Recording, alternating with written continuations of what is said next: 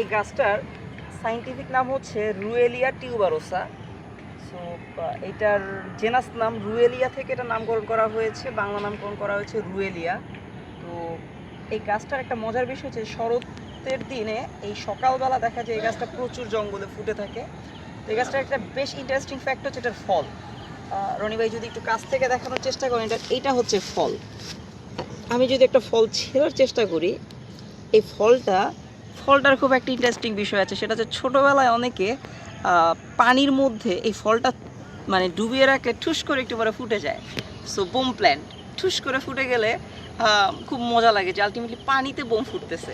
So এই হচ্ছে সেই গাছ, যারা নাম জানতেন না এই বোম প্ল্যান্টের, এটার নাম হচ্ছে রুয়েলিয়া টিউবারোসা বা বাংলা নাম হচ্ছে রুয়েলিয়া প্ল্যান্ট। তো আশা করতেছি আপনারা রুয়েলিয়া নেক্সট টাইম থেকে বোম ফুটানোর চেষ্টা করবেন। তো ধন্যবাদ।